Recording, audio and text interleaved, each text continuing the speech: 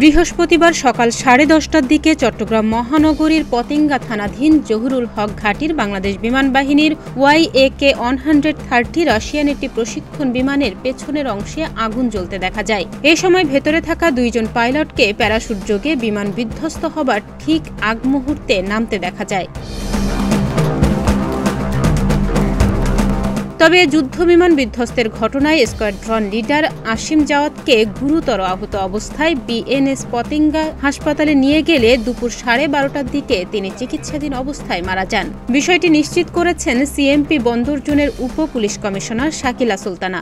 আসিম জাওয়াদ নামে একজন squadron leader, উনি ছিলেন বিমান বাহিনীর প্রশিক্ষণ বিমান, ওইটা বিধ্বস্ত হওয়ার সময় উনি প্যারাশুট দিয়ে জাম্প করেছিলেন,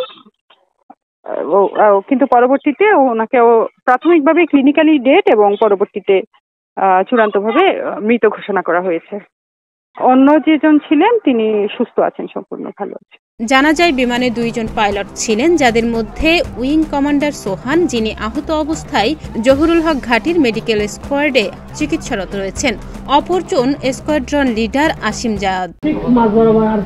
বিমানটা ফাস্ট হয়ে গেছে, ফার্স্ট হওয়ার পরে ওখানে একটা সবুজ বয়া আছে, সবুজ বয়ার দক্ষিণ পাশে বিমানটা পড়ছে। 2 জন পাইলট করতেছে প্যারাশুট নিয়ে। প্যারাশুট যখন করতেছে আমি বলি আমার লগত যে না থাকলে তুমি ডাইরেক্ট সরাসরি ওখানে যাও।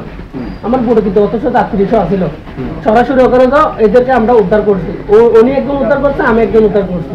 এখানে যখন এখন বয়া আছে না, এখানে সবুজ বয়ার দক্ষিণ পাশে মানে পড়ার সময় প্যারাশুট নিয়ে পাইলট 2 জন লাভ দিচ্ছিল।